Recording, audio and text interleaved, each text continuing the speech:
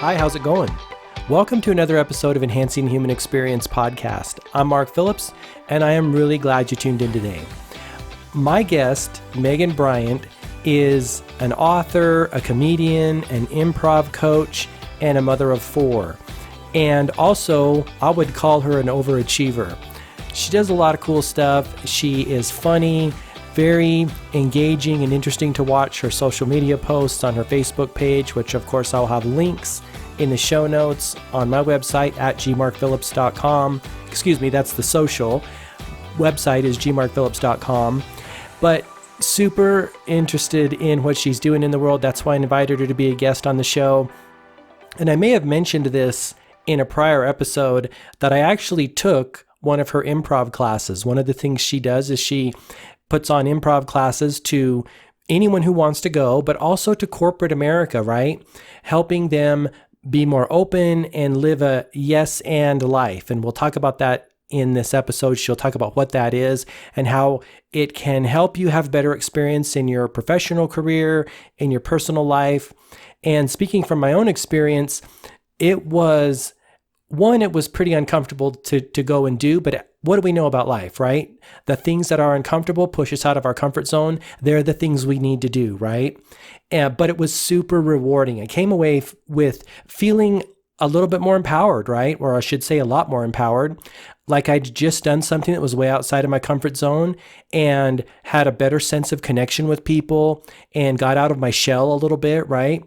And so if you're in the Boise area and you want to learn more about her improv classes, we'll have links in the show notes at gmarkphillips.com where you can find out how to do that and connect with Megan and learn more about what she's doing in the world. So we talk a lot in this episode. We pack a lot in. I wanted to touch on all of her things that she does. Like I said, she's a rock star. So stay tuned for this episode and I know you're going to enjoy it.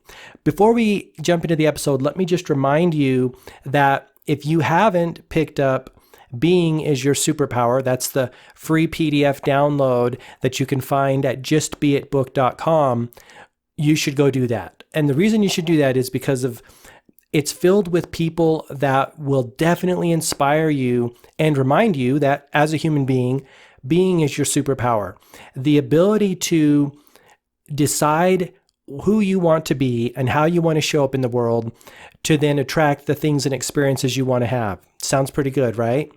What I did in this PDF is in my journey and all through my travels, I'm really tuned in when I hear people talk about how they reinvented themselves, became a different person to have different experiences in life. And I'm really tuned into that. So when I hear people on talk shows or in podcasts or in videos on YouTube, I capture that link, I save the spot that it happened, and I built this PDF download, which has links to all that content, but also timestamps. So you can jump right to the specific part of the video. You don't have to watch the whole thing because some of these things are, hour or two long. But it's people sharing their story about how they became a different person in order to have different experiences. It's people like Dan Locke, a super successful entrepreneur up in Vancouver, British Columbia, sharing his story about being a professional public speaker. And it's people like David Goggins. You know David Goggins, right? The Navy SEAL who kind of rose to fame after Jeffrey Eitzer wrote the book Living with the Navy SEAL, and that put him on the map, but he was well on his way to being on the map prior to that. Super inspiring guy, talking about how he reinvented himself and changed the direction and the tangent of his life, right? He just went in a way that was super awesome. He created the life that he wanted, not the life that he kind of was falling into by default. So his story is really inspiring to me. Also, people like Gary Keller, who, of course, is the co-founder of Keller Williams Realty, and his idea that it's not about the money, it's about being the best you can be, right? That's kind of one of his core philosophies. When you be the best you can be, you're going to attract experiences that are the best experiences you can have. Do you see the common theme here? So that is available at, like I said, at justbeitbook.com. It's called Being is Your Superpower. Download it, it's free, and then it'll take you to each of these pieces of content. And so what's the purpose of me sharing this with you? Well, the purpose is to inspire you. when we see other people doing awesome stuff, what does that do to us? It inspires us. At least it does for me. And so I hope that you're inspired to start asking yourself this question of what qualities, characteristics, and attributes do I need to embody? What persona, what identity, how do I need to reinvent myself in order to put me into alignment with what I want, right? That's the internal question and dialogue that hopefully you're going to have after you do that. Again, it's at justbeitbook.com. Go pick it up. So let's jump into this episode with Megan and find out what she's doing, how comedy and laughter has helped her heal and helped her become more open in the world and get through challenging situations. Lots of goodness in this episode, and she shares a lot of nuggets that you can apply to your life. I know I took a lot away from this episode as I'm listening and making notes about some of the things that she's gone through and the experiences she's had that are kind of common in the human experience. We're all fighting or in certain types of challenges in our life, overcoming certain challenges. And when we learn from one another, we can definitely get takeaways and find out little tips to improve our experience. So there's a lot of goodness in this episode. Without further ado, let's jump in and hear what Megan has to say.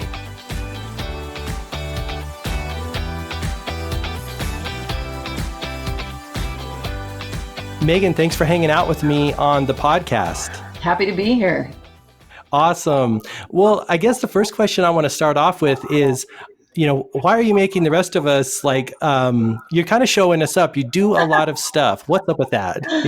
I've always been an overachiever. I think trust me, you don't want to be on this side of things. It's exhausting. Is it rough for you? Is that what you're telling us? Well, it's an interesting challenge because it's not, it's not like back in the day, I have had other corporate jobs and you just get to go and know what your tasks are and be done for the day. And that's certainly not the way it is when you do the types of things I do. It's always going. I can imagine you do a lot, and I want to cover all those things or try to cover all those things in your interview today. Sure. So you have had a corporate job, I take it, in the past. Oh, yeah. Yep. I was in retail banking for 10 years. I was a branch manager for many of those years. So managed a lot of money and people. And then I also spent another handful of years managing federal grants from FEMA for volunteer firefighter programs.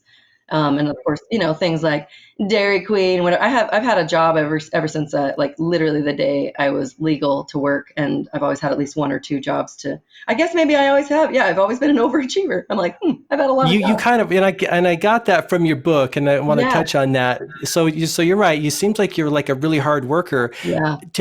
I'm curious about the time and where you transitioned from that world, working for other people, into doing your own thing. Talk about, was it like, I'm done with that and I'm going here? Or was it a baby stepped in? What'd you do there? Boy. I don't baby step anywhere ever. It was a little more abrupt than I had wanted. Ever since I started doing comedy and writing and doing all these other things, as a hobby, I knew I wanted to eventually see if I could have it be just my primary function.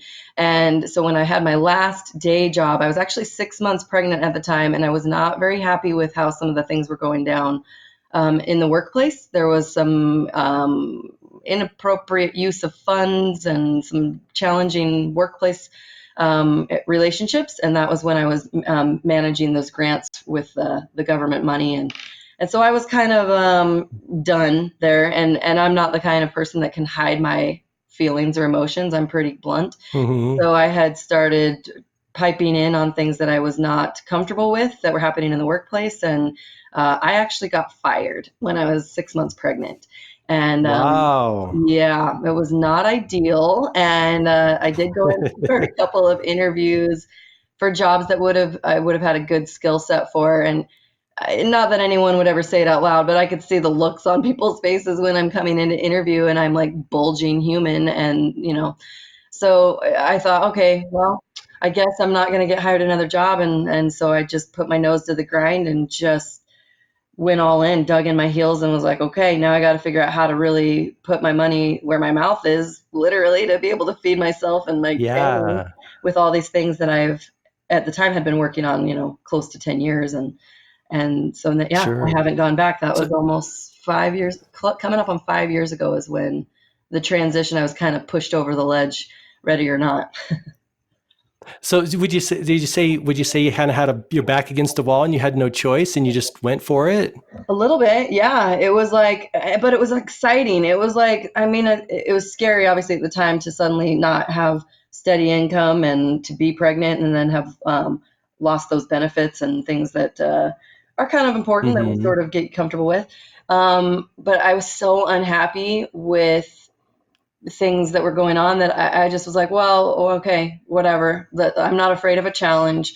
And even when I do get scared, I put on my brave face real good. And Mm-hmm. I just thought, I'd been working on it long enough to kind of be like, here's what should happen. And I was still married at the time, and so there was still some income from my ex-husband's job and whatnot. And so I was like, well, we've got Mm-hmm. some stuff in savings. I know that I'm going to work my butt off. I'm just going to go for it and see what happens. And so Yeah. here we are. Yeah. What was that when you started Zip Zap Zop, or was that Yeah. comedy more? That was the official start of Zip Zap Zop, which I hardly use that name anymore. Really, the thing Is that that I've learned, so? yeah, I use sometimes companies like to see my formal, like the website that I have for Zip Zap Zop, which is like team building, corporate training, leadership retreats, all using the applied skills of improv. And I still do all of that. It just became that I had so many different, either websites or places that I was sending people. It confuses people what I do anyway. And so the last several years, I've Mm-hmm. really been dialing it back in, and it's really just everything falls under the Megan Bryant brand, which is just easier. Oh, So I still do okay. all those trainings. It's just easier to send everybody to one website, to my website that now has a page for the corporate training, a page for the comedy. I'd been doing comedy and stuff since 2006. I just hadn't really formalized it. And my brother and I kind of came up with that name, the Zip Zap Zop, the team building, like as far as making it presentable, putting together the marketing Mm-hmm. pieces. We'd already been doing it though for a while, in small doses, both performing for company parties and doing interactive workshops. And so it was just a matter of structuring so that it looked formal for potential clients. But that was definitely when it Mm-hmm. was like, yeah, game on. I had to make it look like what it was. I already knew it worked. I already believed in it. I Yeah, had people that loved it, and then yeah, it was like, okay, well, so you do what? You perform comedy and you write books and you do improv, exactly. and so then began the journey these past 4.5, 5 years of stopping doing the things that I knew I could do in order to put all the energy towards the stuff I love the most and think have the greatest impact. Isn't that awesome when because it almost is like we have an unlimited supply of energy to do things we love, Yeah. whereas if you're doing something you don't love, there's like super limited, isn't it? Yeah. Yeah, it is really, you can very much feel it when you are in your groove, when you are totally in that space where you are, I don't know, meant to be, I guess is a cheesy way to say it, but I Yeah. can tell when I'm doing something that is from my very core, something that I feel like is serving humanity. And the more I can just hone in on that one thing. I love doing a lot of different things. And that's the thing that's been really difficult in my particular case is that I really actually love doing a lot of things in the creative space. I can use comedy for writing, for TV commercials, for stuff online. I mean, and just performing can't straight up comedy shows, stand up or improv. And so narrowing it down sometimes also means having to let go of some of the things I actually also like that are just not resulting in what I need right now to sustain my life as a single mom. Yeah. Well, how do you grapple with that and choose which project to work on if you have multi things that you're interested in? I How do you finally, decide? yeah, it's toggling back and forth was getting me nowhere. Not too long ago, I actually got out a big stack of 3x5 cards. I wrote down on each card everything that I do, every type of project, from everything from freelance writing for magazines to helping organizations put on a comedy show for a nonprofit fundraiser to all these things, right? And things I want to do in the future, additional books I hope to do. Every single task that I have done in the recent years that I enjoyed and thought could potentially do in the future, I put every single thing on a card and then I categorized them. And now if anything that does not fit in the scope of me using my love and passion for improv at the core, doesn't get to be on the plate anymore. So even things So I you make love. that tough decision and Yeah. it goes. Yep. I straight up, I put a big pile on my desk and I sorted them. And some of them I kept, so I kept those cards and I sort of filed them away with, maybe I'll do them later. Maybe those are a 3-year down the road thing, maybe a 5-year. Maybe it'll end up, I believe strongly in still putting things out there that we love into the universe or whatever you want to call it. And then the timing and circumstance may line up. And then it might fit into improv world in a different way. But even like different age groups, like people want me to do so many different things. Oh, you should do youth I group. can You should do imagine. this, or you should do whatever, couples groups, which I've done in the past too. And I'm like, I need to be in a healthier marriage or relationship in the future to do those, which it actually for me shows that it was working, because I was like, ooh, I was in a situation where I was getting yeah butted a lot, which is opposite of yes and. But Oh, really? yeah, and then, Uh-huh. and obviously I had my shortcomings as well. And so I just, when I will very quickly jump on to appeasing other people. I have a very strong sense of responsibility to others. And then I just find that I'm using those talents and skills in a way that is diluting it. And so I just don't want to do that. I won't do it anymore. I have Yeah. very strong boundaries of what I will and won't do anymore. Well, yeah, and I've read that in your book. You sound like me, a reformed or a people pleaser, reformed people Yeah. pleaser. Is that one of your challenges? Yeah, yeah. And what was really magical, and I hope that anyone who's listening is, if they're a people pleaser, is when you shift gears and you are honoring yourself and what you are doing, like what you can do your very best at, it serves other people even more. It is, I am just finding that nobody is disappointed or angry at me, at least not that I know of. Maybe they just aren't telling me, if I politely shift that energy away from the many suggestions of the things I could do. And I find ways to include them in other Hmm. things that I'm already doing that I love. And I'm still filling that void of whenever I felt like I'm not serving other people enough by serving myself to the highest capacity. It is actually bringing a lot of fulfillment to how I can still provide things for other people just a little bit differently, because I know myself better than they do. Yeah. Well, and I think you bring up a really good point, and something that we all grapple with is, maybe it's the sense of we think we know what other people want from Yeah. us, but do we really know, right? Right. Yeah, absolutely. Because we hear, Hmm. I was just recording another podcast yesterday for my own podcast with a thought, and a thought had come up. Like, even if we are hearing words that people are saying, we still don't understand fully exactly the lens that they're seeing it through and the experiences in their life that have led up to that moment of whatever those words are. And we have different understandings of certain words and situations and things. And so no matter what, we still will miss the mark even if we're trying to deliver, unless it's a loose enough expectation. Like sometimes I've been asked to do something where they're like, they just trust me and they're like, okay, I need this event and and this is your strength. And so you do it, you run with it, instead of other people being Mm. like, this is the event and this is my image or my vision of what I want, make my vision come true. And I can't always see their vision. I can see how their concept could be, and I would know how to make it a cool thing, but it would probably be a different vision overall.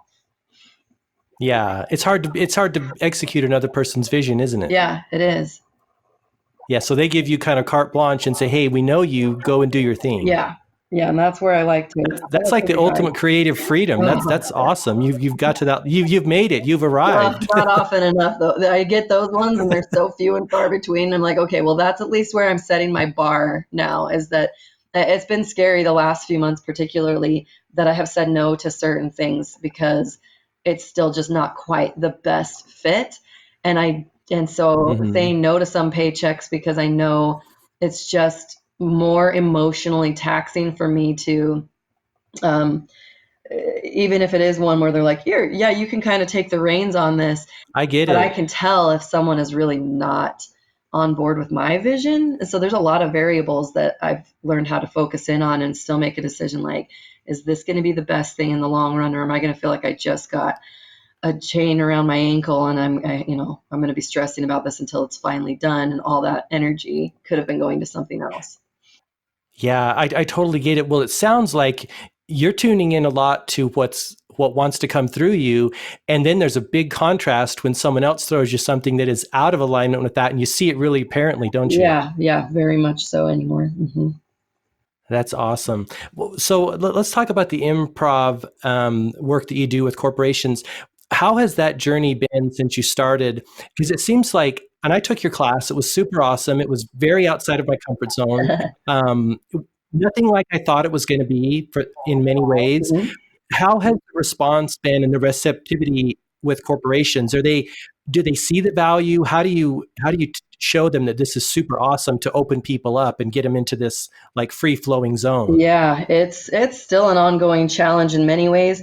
From the time I really started, though, was still building my own confidence in marrying what I knew about corporate environment and mindset from my own experience and what I knew from how it was changing my own life and helping people understand it because it is truly experiential. And like you said, it wasn't what you expected. Like the Hmm. way I teach improv is very much lifestyle, it's mindset, it's looking for the ways to navigate through challenges quickly and have sort of a better sense of self and respecting others around you.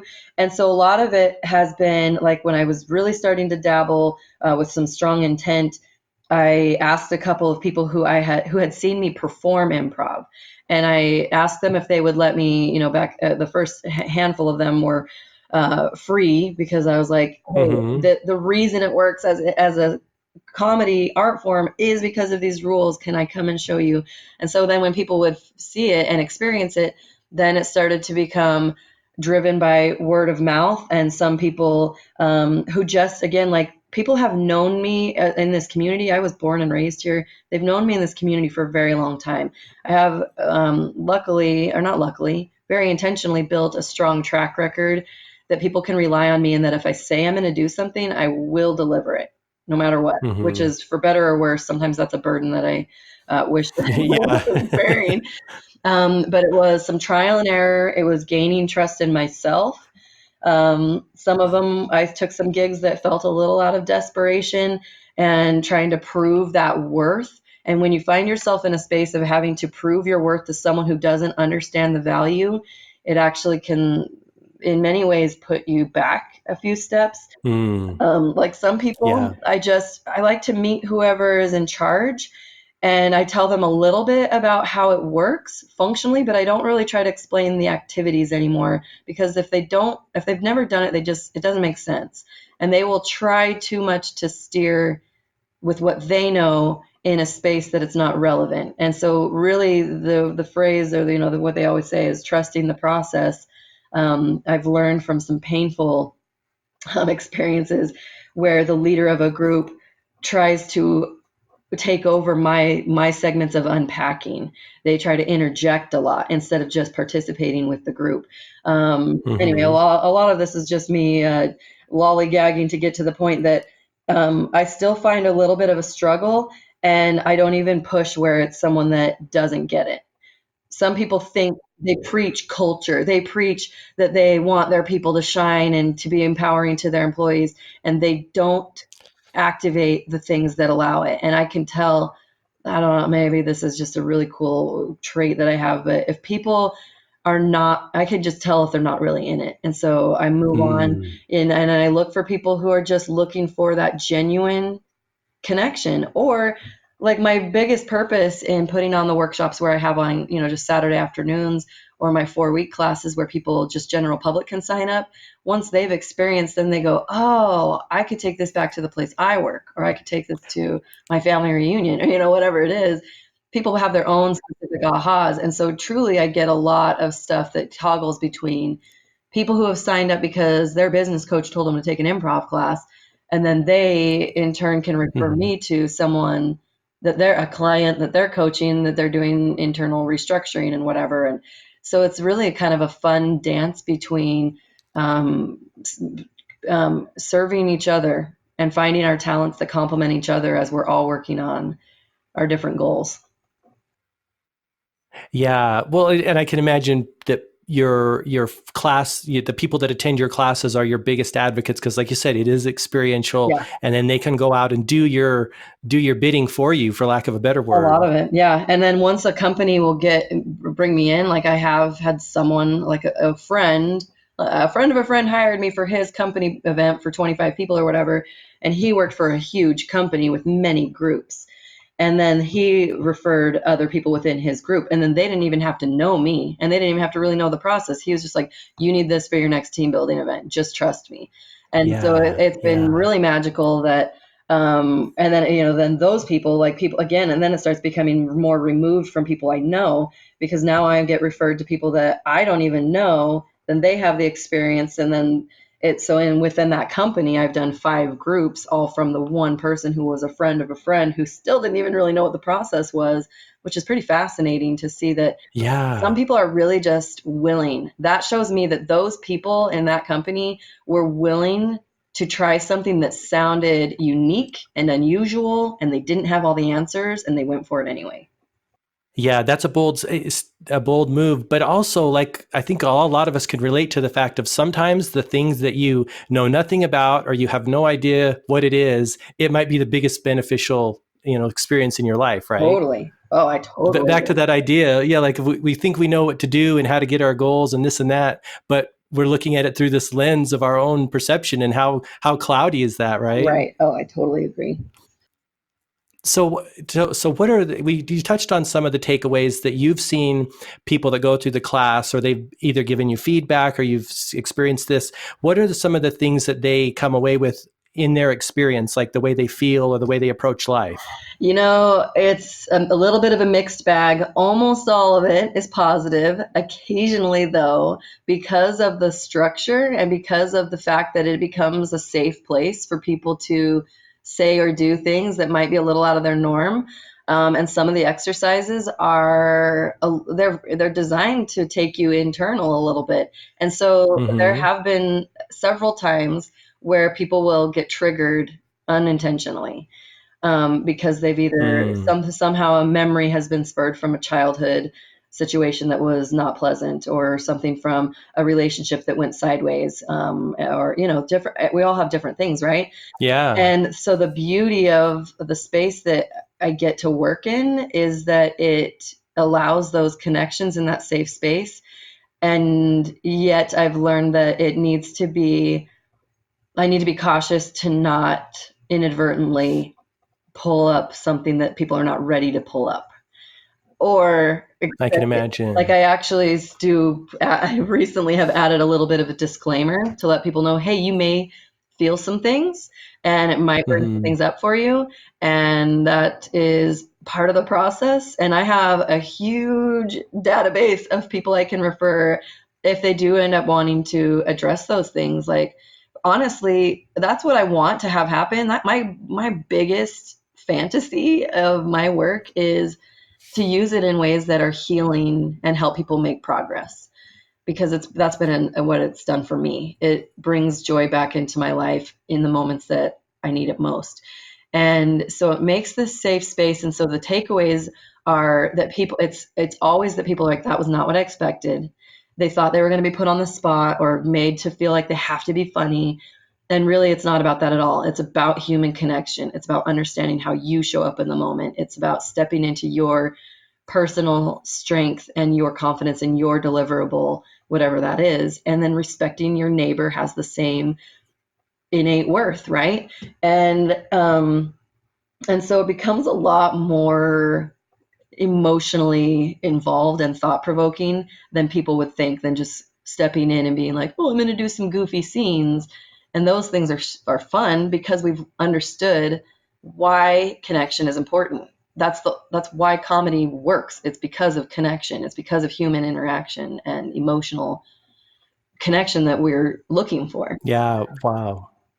Wow. So were It's a you lot. surprised to see that some of these, like when you first went into this, thinking again back to where the thinking and expectations, are you surprised to see where that those kind of things are coming up? Some almost sounds like emotional healing or working through traumas that have been repressed. Are you surprised about that? Initially, like in the very first couple times that it happened, I was not surprised at the fact that it was happening. I was a little surprised and frustrated that it took me that long to understand how to help facilitate that. Because there's a balance that I've learned that, I mean, I already knew it could do that because I've personally broken down into tears many times at the positive power of using yes and in my life, like using it as an acceptance tool of some really challenging things. It's easy to say yes to the fun, lighthearted, exciting things. It's really a chance to put your whole being to the test when you have to work through the hard stuff. So I already knew that it worked. It was just interesting for me to transition from the mindset of keeping things in a corporate environment. I have to be a little bit more careful to not dig as deep, but to show them what is there. So like not making people feel so exposed that they're not going to want to show up to work tomorrow. You know what I mean? So it's a little different when I'm working with an actual team. I will like open their eyes, hopefully enough with some exercises that they get to see the magic that is there, and hopefully they would want to continue as an individual. And then in the groups where it's just general public signing up, it it's not surprising so much as it just gives me head to toe chills every time when I do certain exercises. If I can tell the dynamic of the team is that some meld quicker than others and in more open ways. And so I can do some of the more in-depth exercises and they will come to kind of joyful, tender moments. And there will be this just sometimes no talking at all. And there's such a surge of energy, of human connection and validation. And so it doesn't surprise me anymore. It makes me so excited to be alive, and it makes me want to just serve others even more and help them see how special and unique we are and how we overcomplicate stuff so much, and it doesn't have to be so hard. So true. So true. Absolutely. So I'm curious. Tell me if you would about your, so did the comedy lead into the improv? It sounds like you did stand up first and then improv, or how did that play out? I started improv first, actually, by a few years, and I had been invited into that world by my brother, who was more familiar with improv. And so I jumped into that pretty blindly and thought, oh, wow, this is a really cool, fun performance outlet. I've always been goofy and high energy and love making people laugh and singing all the time and just very much a little performer mode everywhere I go. And to find an outlet for me was really great. So that was in 2006. I started in the improv world as a performance art. And then I really quickly saw how much it was shaping the way that I was showing up every day just as as a human, right? And then some of my friends were in stand-up at the time and were also doing improv. And so then I stumbled into that one unwillingly. I mean, I say that, but Unwillingly. So tell me about your first experience. I went to an open mic night where my friend was hosting and some of the other local comics were performing, because that's where an open mic is, where people go and they practice potential material. They see if it's even going to work, if it makes people laugh, how to word things. It's like exercising for your art. And so I was there watching, and then my friend announced the next comedian as Megan Bryant, and I was like, "What?" Oh no! I'm like, "Oh no, no, no, no, no!" But then I knew deep down, I was like, "Oh crap, I can't say no." And so I went up, and it was only 3 minutes, and most open mics are very short amounts of time for brand new people. And so I just told some story, some true story. I knew enough about comedy that it has to be rooted in truth. And so I just told a story about a recent trip I had taken for my day job and talked about some goofy things that I do when I'm on the airplane. And there was a couple little giggles out in the audience, and some very supportive looks on people's faces, and I didn't die. And then I was like, oh crap, now I have to try this too. So yeah, a lot of really the greatest things in my life have come from other people offering me the opportunity and me saying yes to it. and trying it. And so, yeah, that's how You were kind of thrown in the deep end there, weren't you? yeah. Yeah, and then it wasn't as scary as I thought it was. That's the thing that I found in life is I cannot think of something that I have ever done in life where I was so scared and then I finally did it and it was in fact as scary or scarier than I thought. It's always not as bad as I thought. Or Yeah. just the fact that it was as scary or difficult, but I could do it.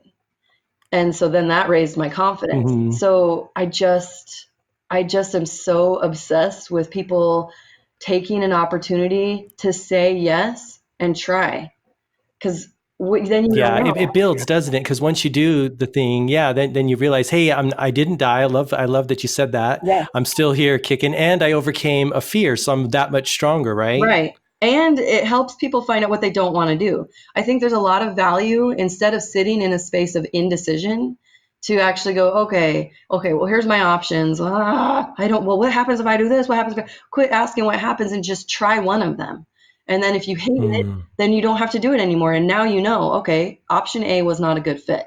And then you move on instead of sitting in that space of, I don't know. I can't make a decision. What if someone sees me fail? What if I embarrass myself? Whatever it is that we do to hold ourselves back, when in fact saying yes and just trying the thing will help us eliminate the things we don't want way quicker.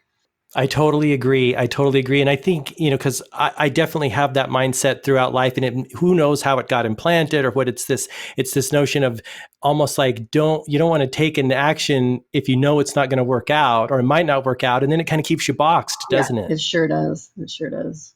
Absolutely. So after the first, you were thrown up on stage, then did you get that bug and you started regularly going up and doing comedy? How Yeah. did it play out? Pretty much. Yeah, I'm really like a strategic person. I have to understand how things work in order to feel like I can put my best foot forward. And so a friend of mine actually stumbled upon a stand-up comedy class at the University of Washington, and it was a 1 week Hmm. class. And I'm like, oh, that's crazy. So I signed up for this class. I flew myself to Seattle. It was 3 nights of like how to write a joke and practicing in front of our class and these seasoned comedians who were teaching microphone etiquette. How do you talk with people in the clubs? Like all these things. So I could fast track my ability to approach it. And then the final for the class was a show at the Comedy Underground in Seattle, which is a really cool, legit club. And it was just a Wow. whole room full of friends and family of most of the people that took it obviously were local. I was the only one that flew in, but it was like we went from zero material to about a 5 minute set in a week. And so then of course I was hooked, and it's easy to get me hooked on being on a stage anyway, but I had to understand if I could do it in a way that was professional and I could be confident in how I look like I know what I was doing. I don't like to fumble for too long once I make a decision to do something. So yeah, I You decided, dive in. yeah, I like want to learn how to do it. What have other people done before that I love to learn from other people's mistakes. Um, and so I sort of fast tracked. At the time, I thought I was fast tracking myself, and then life took some other turns. So I just didn't have the amount of time you really need to go to every open mic and to really get in. You have to do a lot of free work to get your legs under you as a stand-up comedian. And then even once you get to a point where you're getting paid, it's minimal until you are at some sort of celebrity status. And it's just not sustainable. I recognized that pretty quickly, that anything in a club environment was not going to be the right path for me. And so then again, it was like keeping that corporate mindset of how do I go in and use that comedic talent in the corporate environment. And that's where I've kind of found my sweet spot. Yeah, because I mean, that investment and the time investment in that plays into what you're currently doing, doesn't it? Oh yeah, for sure. It all goes It in. does. And I still dance around occasionally. Like I just did a weekend at the local club in Boise where I live. Um, and it was, you got to do those things really to just stretch your chops, and it's a different environment. And I like to do that to challenge myself. So yeah, I still dabble in there a little bit, but it's absolutely not what pays the bills.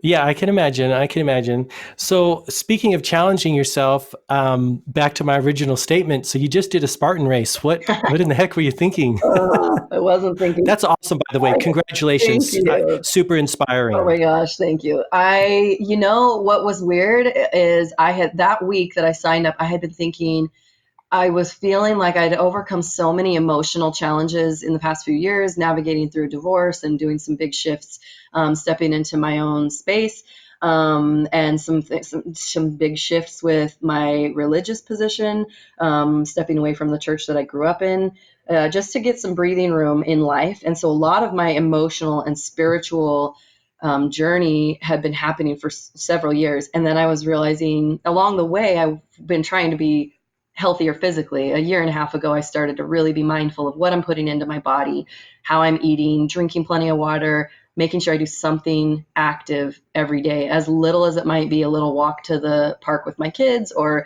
maybe it's a day that I actually get to go out for a jog or whatever. I was committed to shifting, but I didn't really know how to challenge myself. And so I saw a friend who posted, "Hey, I just signed up for a Spartan race.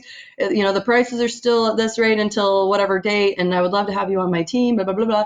And I was like, oh no. Oh, that sounds This is awful. it. Yeah, I was like, this sounds terrible, and I'm terrified. And I guess, oh crap, where's my credit card? I guess I got to do it. And so I Uh-huh. signed up, and honestly, I didn't know enough about it, or Good for I you. wouldn't have done it if I didn't. Is that so? Kind of like the comedy, maybe, right? Absolutely. Yeah, because I think if we look too far ahead, we underestimate our own abilities. And so I, honest to goodness, did not look at the full list of obstacles until the night before the race, because I Yeah. just knew it was going to be hard. And I didn't want to scare myself because I'm afraid of water and I'm afraid of heights, and both of those are involved.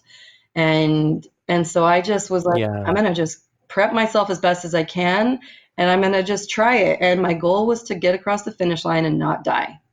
And it And that happened, obviously, right? turned out I actually did really well. I completed 16 of the 20 obstacles and put in a good effort on the other four. And then it ended up being even more delightful to see this giant community of people who are trying to be better people. So there was people cheering each other on. Total strangers were helping me in moments where they could see fear in my eyes. Like, there was people that had done it before that were giving me Hmm. strategies of how to get over a certain obstacle. And I almost came to tears a couple times, because Yeah. there were total strangers being like, you got this," and just, it was amazing. And that's where I get so driven by trying the hard things, because the results and the camaraderie of other people who are in that arena who are saying yes to hard things, that's where I want to be. Yeah. Yeah, it's awesome. I mean, again, that's just a super awesome thing. Let me ask you this. How do you think comedy and that vehicle helps you get through challenging situations in life like that, physically, mentally, emotionally, Hmm. or does it? It does. Oh, it always does. I'm constantly looking um, for that release, that of the tension that comedy gives me.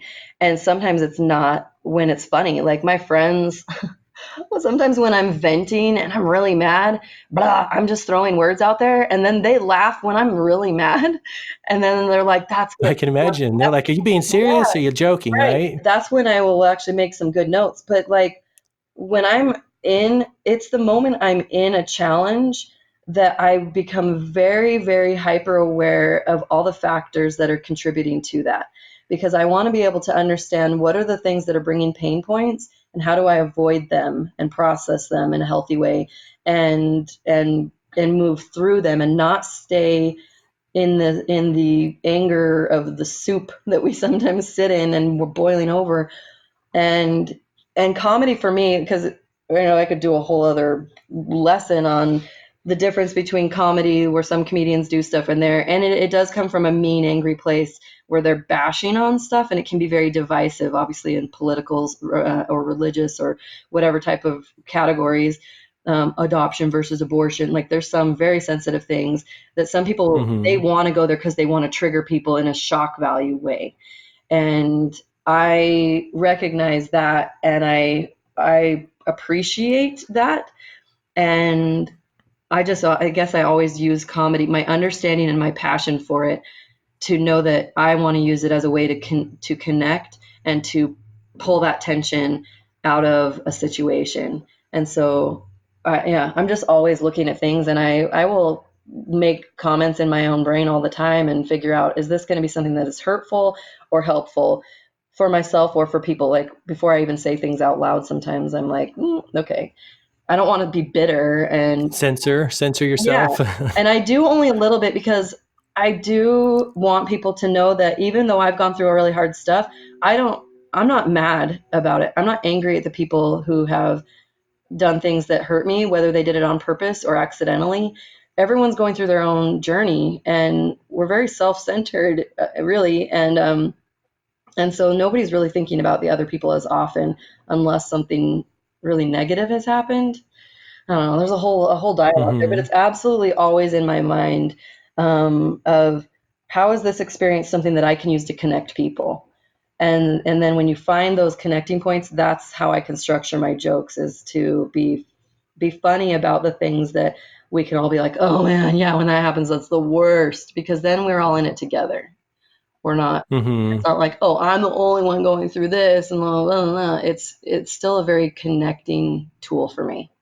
Did that answer your question? I can imagine, and I'm sure absolutely, yeah, it does. Because the reason I ask that is because I do believe that laughter helps us release tension and gets us tuned in with the joy, and can be really healing and cathartic. And so that's why I asked you that.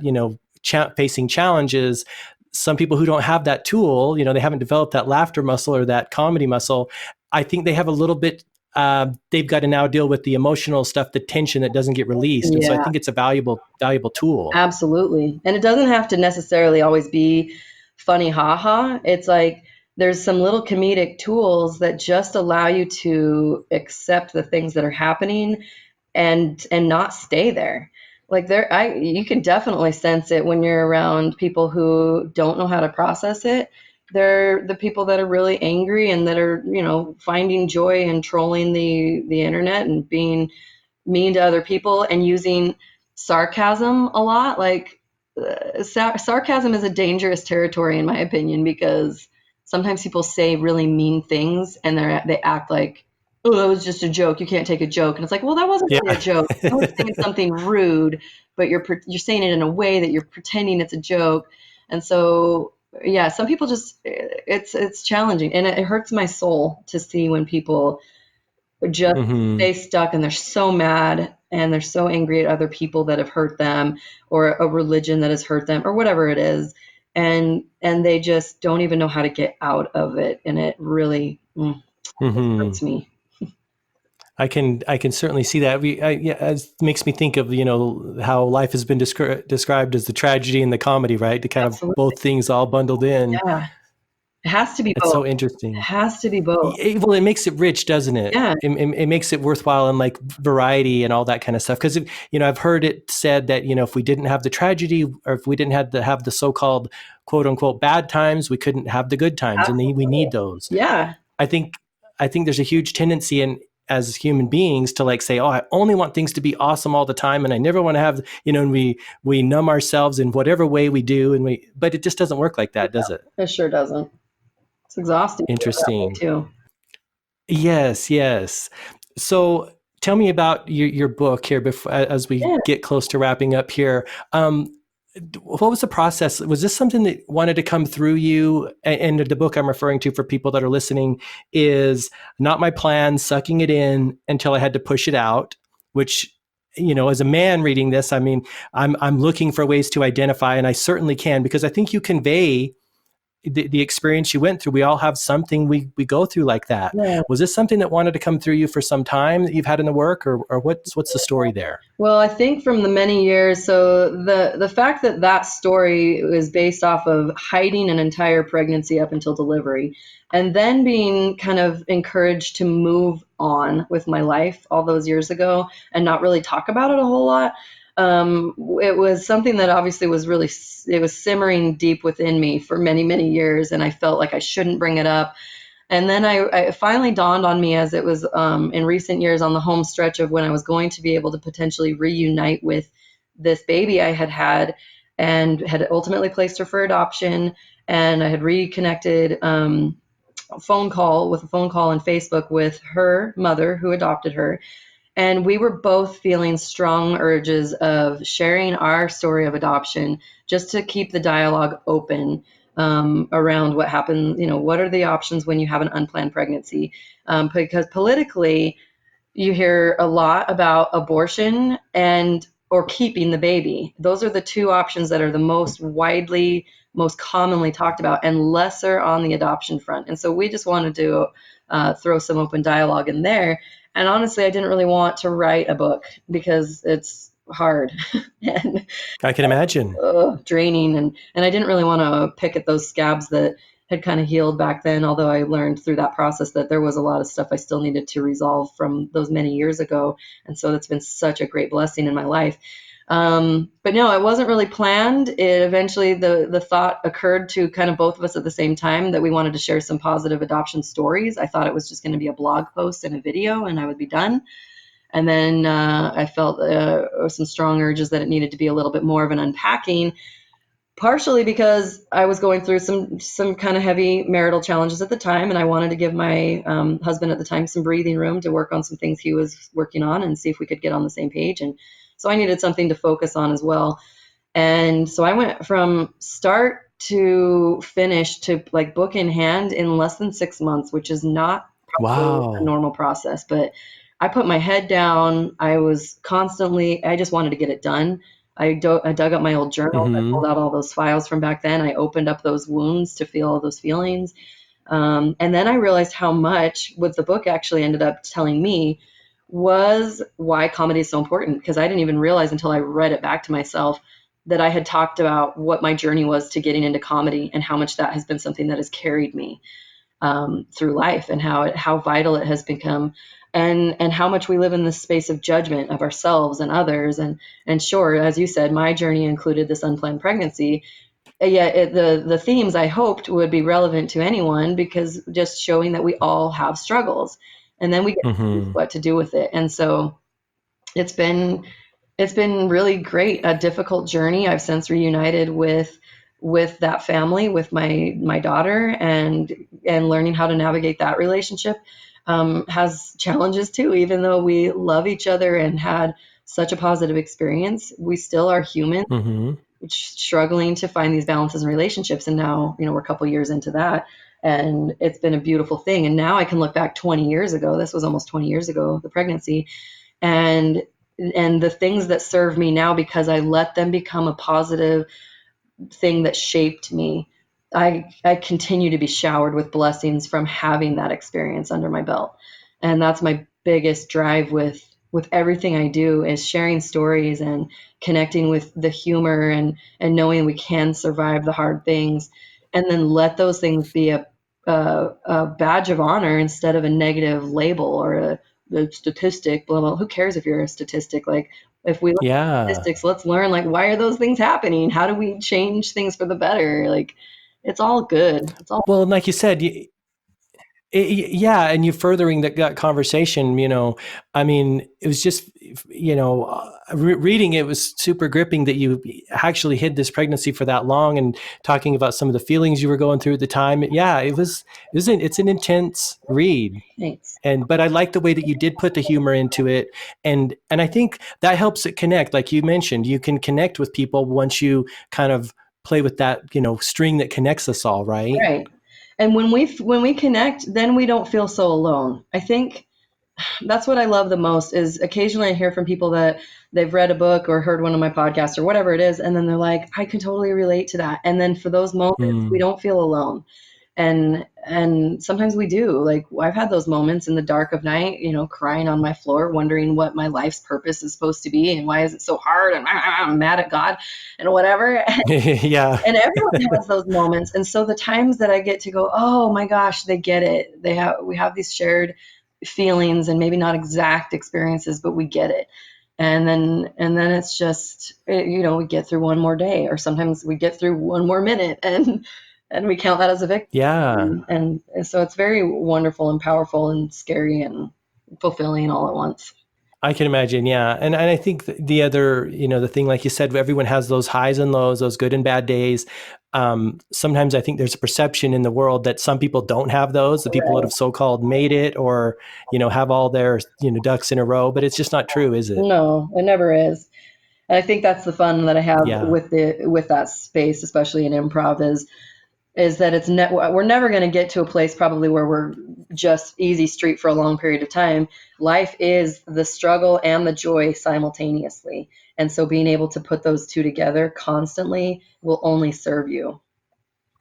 So true. So as we get close to wrapping up, because you have, a lot of things that you've created out there, and, the opportunities for people to, do the improv and stuff, will you run through a list of ways that people can learn more about you and your work, including your podcast? Talk about that. Yeah.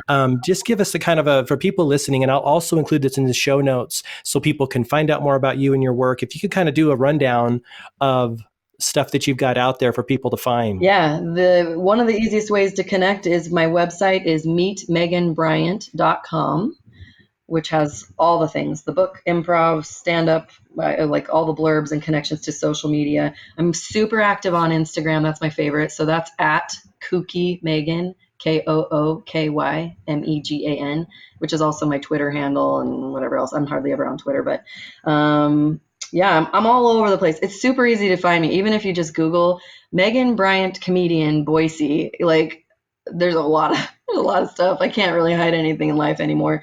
But yeah, Right. my website is probably the best because it does link to my podcast, which is called I Hardly Know Her, which is stemming from one of the next books that I'm working on, because I always like to do that joke. It's like, you see the sign of a liquor store, liquor, I hardly know her.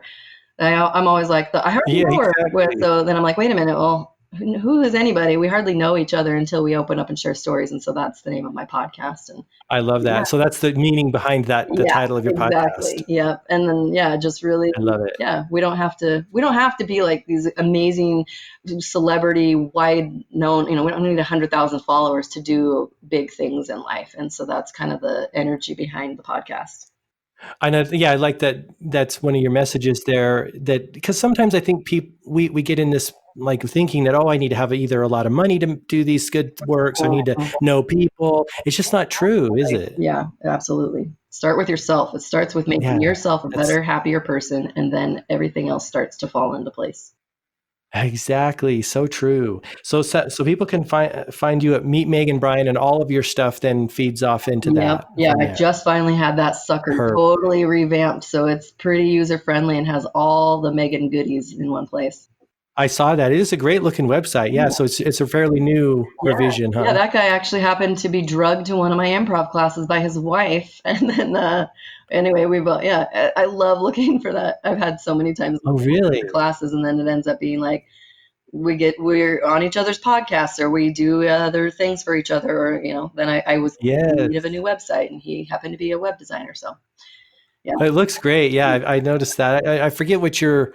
Yeah, I think I've remembered your past one, but yeah, it looks super fresh and super Yeah. good. Was he a branding guy too, or what, just a Yeah, straight up website he design? does some of the branding stuff as well. Very talented designer. He loves his sweet spot though is building the websites, and he loves doing video recording stuff. Zach Springer, if I'm allowed to give his name plug, but he also Yeah, sure. Yeah, give free plugs. Yeah. yeah, he audio recorded my book as well so that I could put it on Audible. So he does a lot of the things where, yeah, it's the technical side to make us creative types and whatever, any business look pretty and modern, Yeah. streamlined. So, I I saw that your book is on Kindle, Audible, and as a print version. yep, So those are the three ways, right? yep, yep. When did you publish it, by the way? It was What actually published in, was it this year? no. It was actually published in June 2016. So it's Oh, that long yeah, ago, but I huh? I really didn't do anything with it. So now I'm like, as I'm working on my next book, I've been relaunching this book because I really never marketed it. It was a labor of love, I For thought. 2 years. Yeah, and then I was like, oh man, but just to see that and the progress and changes that I've gone through since I wrote that book has been really just another testament to how exciting life can be if we just keep our nose to the grind and keep working and saying yes to doing the things that are the best for us. So yeah, I just started rebuilding that Yeah. momentum because I hadn't really ever done a whole lot with it before. And like, I guess I should do something with this book that I wrote. Well, and I find that too. The things we've created can sometimes sit there till we're ready to promote them, right? And then Yeah, you can pick them up and run, right? absolutely, absolutely.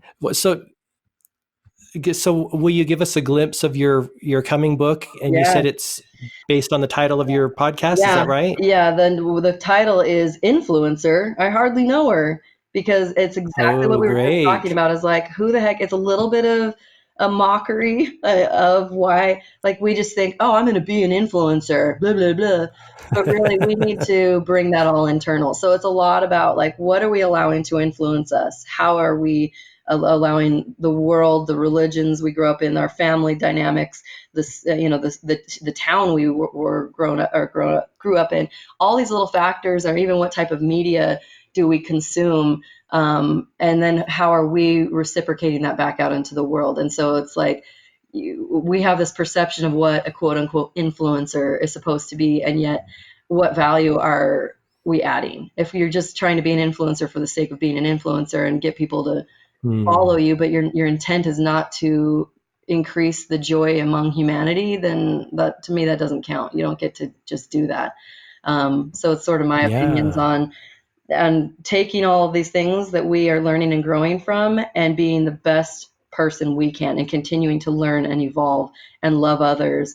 And then our influence will naturally become hopefully a positive one to our kids or the people that we spend time, or our church congregation, wherever we go. If we focus on being better ourselves, that's where the influence needs to start. Wow. I think that's going to like positively shake up the internet, so to speak, the I cyberspace, because hope. it's necessary. Yeah. Yeah. That's awesome. Well, Thanks. what's the time frame? When are you projecting to release that? I have it in with a publisher. I have a manuscript pretty well fleshed out, and I am looking for some different options to publish. I learned some hard lessons the first time Did with you? my first book. I paid more than I needed to just because I needed to get it done. Yeah. And so a lot of it is already written. The photo shoot for the book cover has already happened. It could be as soon as a couple of months. It might end up being longer. I don't know, but I believe Just it will be no. done when it's supposed to be done. Sure, sure. Sounds like yeah, it sounds like a lot of it is well underway though, Yeah, if for not sure. close. Yeah, That's yeah, awesome. super close. Well, that's exciting what you're doing, Megan. I appreciate you sharing your journey with me. Thank you. I appreciate you giving me the opportunity. Absolutely. Well, we'll wrap it up then. And again, thanks so much for hanging out. Absolutely. Thank you.